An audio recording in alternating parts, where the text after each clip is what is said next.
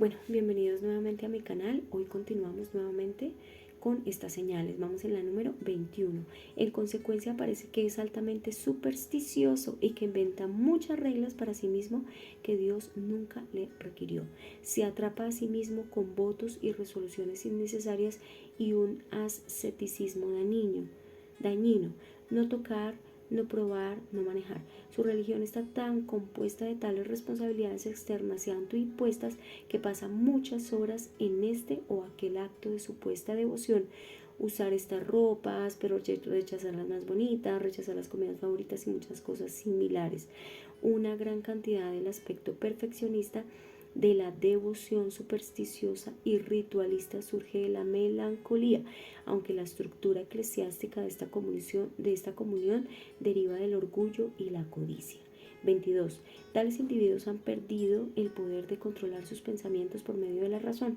Si los convence de que deberían rechazar sus pensamientos autodesconcertantes e improductivos y dirigir sus pensamientos a otros temas o simplemente descansar, ellos no pueden obedecerle, están bajo una compulsión o restricción.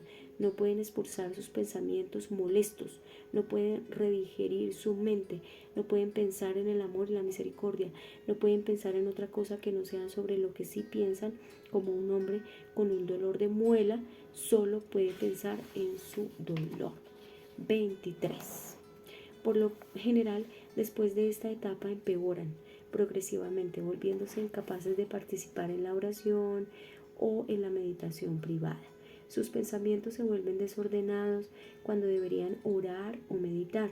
Se van por cientos de tangentes y no pueden mantener sus pensamientos fijos en una sola cosa.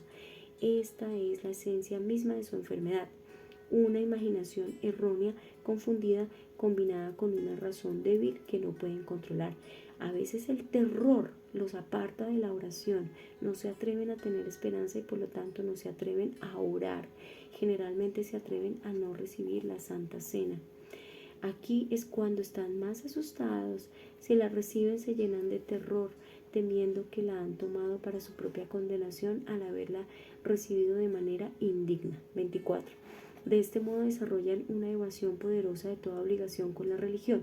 El temor y la desesperación hacen que se acerquen a la oración, la predicación y la lectura de la Biblia de la misma manera que un oso siendo llevado a la hoguera.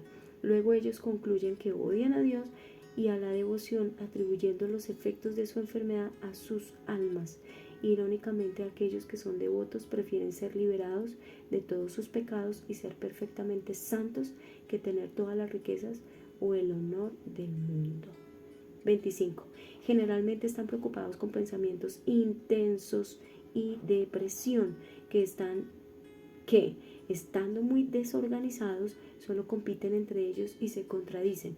Experimentan esto como si algo estuviera hablando en su interior o como si sus propios pensamientos violentos fueran alegatos e impulsos de alguien más. Por lo tanto, tienden a atribuirles todas sus fantasías a algún acto extraordinario del diablo o del Espíritu de Dios. Se expresan en palabras como estas: lo pusieron en mi corazón, o me dijeron que tenía que hacerlo, luego me dijeron que no tenía que hacerlo y me dijeron que tenía que hacer algo más. Experimentan sus propios pensamientos casi como voces audibles diciendo lo que ellos mismos están en realidad pensando. 26. Cuando la melancolía se vuelve intensa, estos individuos son afligidos frecuentemente con tentaciones espantosas. Blasfeman en contra de Dios, de Cristo, de la Escritura, en contra de la inmortalidad del alma. Esto viene parcialmente de sus temores, lo que los hace permanecer a pesar de sí mismos en lo que más temen.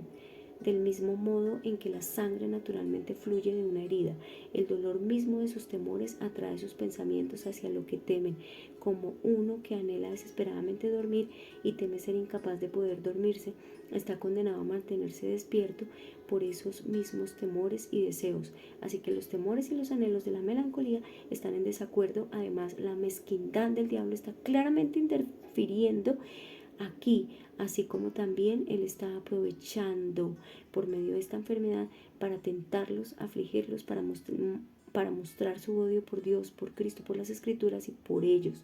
Pues así como puede tentar más fácilmente a una persona colérica a la ira, a una persona flemática, sensual a la pereza y a una persona sanguínea de temperamento caliente a la lujuria y a la inmoralidad. De la misma manera, una persona melancólica es más fácilmente tentada a tener pensamientos de blasfemia, infidelidad y desesperación. Muchas veces tales personas sienten una urgencia intensa como si fueran impulsadas internamente a decir palabras blasfemas o tontas. No tienen paz hasta haber cedido a tales impulsos.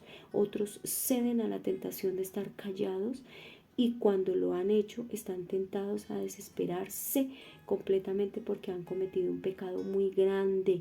Cuando el diablo obtiene esta ventaja sobre ellos, continúa sus esfuerzos en su contra. 27.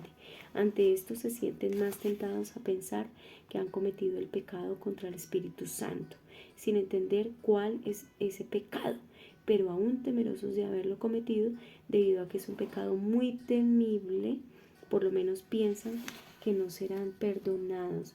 No reconocen que la tentación es una cosa, pero que el pecado es otra, y que nadie tiene menos razón de temer a ser condenado por su pecado que aquel que está menos dispuesto a cometerlo y que más lo odia. Nadie puede estar menos dispuesto a cometer el pecado que estas pobres almas con respecto a los pensamientos horribles y blasfemos de que se quejan. 28. A causa de estos pensamientos, algunos de ellos llegan a pensar que están endemoniados. Si tan solo entra en su mente la manera en que una persona poseída actúa, el simple poder de la sugestión hará que se comporten igual. He conocido personas que juran, maldicen, blasfeman e imitan una voz extraña interior pensando que fue el diablo en ellos el que lo hacía. Sin embargo, pocos llegan a ese extremo. 29. Algunos que sí experimentan delirio, escuchan voces y ven luces y apariciones y creen que el velo se abre ante ellos y que alguien se encuentra y conversa con ellos, es sin embargo solamente el error de un cerebro que falla y de la imaginación desordenada. 30. Muchos de ellos llegan a cansarse de la vida en sí debido a las perplejidades constantes y agotadoras de su mente y aún así permanecen con temor a morir. Algunos deciden matarse de hambre, otros son fuertemente tentados a suicidarse y son afligidos con la tentación tan implacablemente que no pueden ir a ninguna parte sin sentir como si algo en su interior los provoca y les dice hazlo, hazlo. Con el tiempo muchas pobres almas ceden y se suicidan. 31. Muchos otros sufren temores fijos y falsos de llevar carencia, pobreza y miseria a su familia, de encarcelamiento o deportación, o de que alguien los matará. Ellos creen que a cualquiera que ven murmurando están tramando de asesinarlos. 32. Algunos determinan no decir ni una palabra y entonces permanecen en decidido silencio. 33. Todos ellos son intrincados y tercos en sus opiniones y no se les puede convencer de lo contrario, sin importar cuán irracionales sean. Pocos de ellos responden positivamente a cualquier razón, persuasión o consejo. Esto es el 34, ¿no? Si aparecen satisfechos, aquietarlos y animarlos por el momento, al día siguiente estarán igual de mal que antes. La naturaleza de su enfermedad es pensar de la manera en que lo hacen. Sus pensamientos no están curados porque la enfermedad subyacente en sí permanece sin curar. 35. Sin embargo, en toda esta angustia, algunos de ellos creerán que están deprimidos y detestan que se les diga. Insisten en que es simplemente una sensación racional de infelicidad debido a que Dios los abandonó y están bajo la ira pesada de Él. Por lo tanto, difícilmente pueden ser persuadidos de tomar algún medicamento o de usar otros medios para la curación de su cuerpo. Sostienen que están bien, confiados de que solo es su alma la que está afligida. Bueno, como vimos, estos 35 casos, 35 señales de las personas que están con depresión, ansiedad y cómo viven en medio de esta vida cristiana. Este es el caso miserable de estas personas desafortunadas, para ser enormemente compadecidas y no despreciadas por nadie. He hablado aquí solamente de lo que yo mismo he observado y sabido frecuentemente, que nadie menosprecia a estos individuos.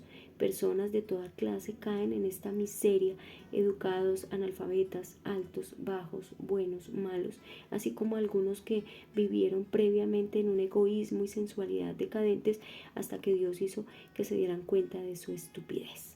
Las causas de la melancolía son, primero, más comúnmente por alguna pérdida temporal, sufrimiento, dolor o preocupación que los ha afectado muy profundamente.